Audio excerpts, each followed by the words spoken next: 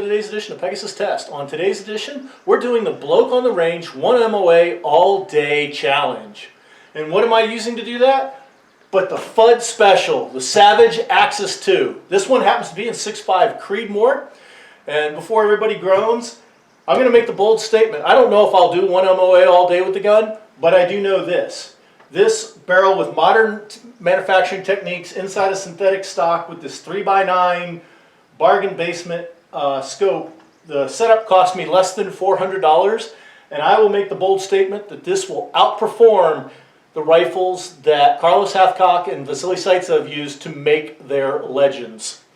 So let's go find out, and can I do 1 MOA all day?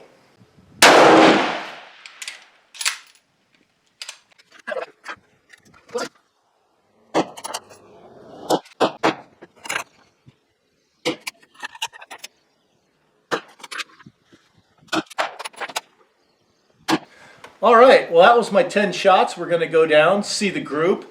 I think I pulled at least one, so I'm probably out of MOA, but we're going to see what we get. All right, beginning of this video I made some claims. Let's address those. First claim, made the claim that the rifle was better than what Vasily Zaitsev or Carlos Hathcock had to make their legends. I stand by that. Modern 21st century manufacturing techniques, we make barrels better. Heck, we make barrels so good now it's practically hard to make a bad one.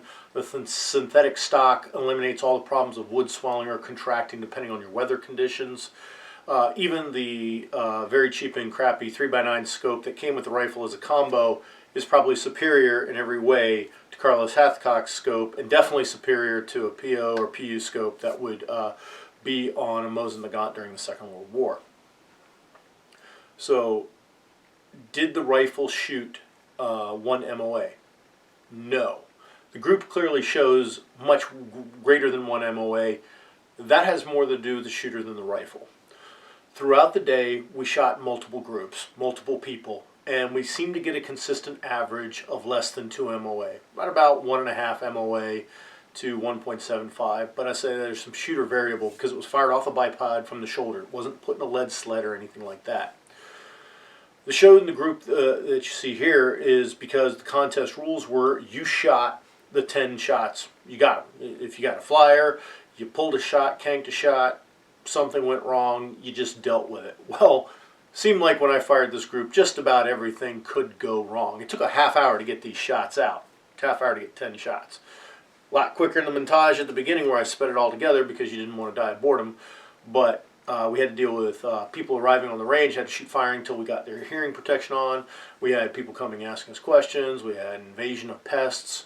It was 105 degrees with over 90% humidity, so we were literally sweating to death out there. And all these factors combined to be inconsistent. And we all know that the thing about accuracy is consistency. And I had about the most inconsistent set of circumstances that you could imagine, it seemed like. However, I still stand by the group. It's what happened. The shooter was not performing up to the level he needed to get the performance out of the rifle. Now, it's the 1 MOA all day challenge. We didn't make 1 MOA. I specifically chose this rifle because in the bloke's original video, he makes fun of FUDs with their Savage Axis 2 doing awesomeness. So I figured, well, if you're going to take the challenge, do it with a Savage Axis 2. It just seemed fitting. I would like to say, though, if you have a Savage Axis 2, don't cry. It's not a bad rifle. However, be realistic. It's not a tax driver. It's not the equivalent of, say, an Ultima Ratio 2 or an Arctic Warfare or any of the super high-end rifles. You have a decent rifle for what it's intended to do.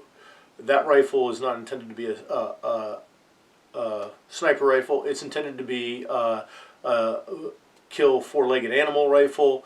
And, you know, its accuracy is well within the parameter of doing that. So, what are the lessons that you can take away from this? One, the shooter has to perform. If the shooter doesn't do his part, it does not matter how good the rifle is. Two, right tool for the job. Okay? Now, the 1 MOA challenge is not about hitting human-sized targets versus four-legged mammal targets or anything like that, or just pieces of paper. It's about how well your rifle will group and shoot consistently. And then it's also about what you as the shooter can do. What did this prove? We have a rifle that doesn't shoot 1 MOA consistently, if at all. The only way to actually prove how good it can do would you get a lead sled and throw it in there, and it's a sub $400 rifle scope combo. So I have no intention of getting a lead sled to test that out because the rifle's not worth doing. But the based on testing of about half a dozen people firing the rifle and firing groups, without a lot of distractions and without interruptions and people the chance to be as consistent as they can be, we generally got 1.5 to 1.75 MOA out of it. Good enough for government work, especially when you consider, for the M14, a 2 MOA group, makes it a match grade rifle. So clearly good rifle, clearly accurate enough, but it's not a 1 MOA rifle.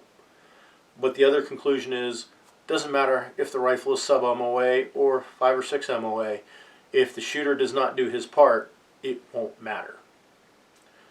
We hope you found this coverage of the 1 MOA challenge helpful and informative. Please comment, like, and subscribe, and tune in for more because we got the Team America edition coming for you.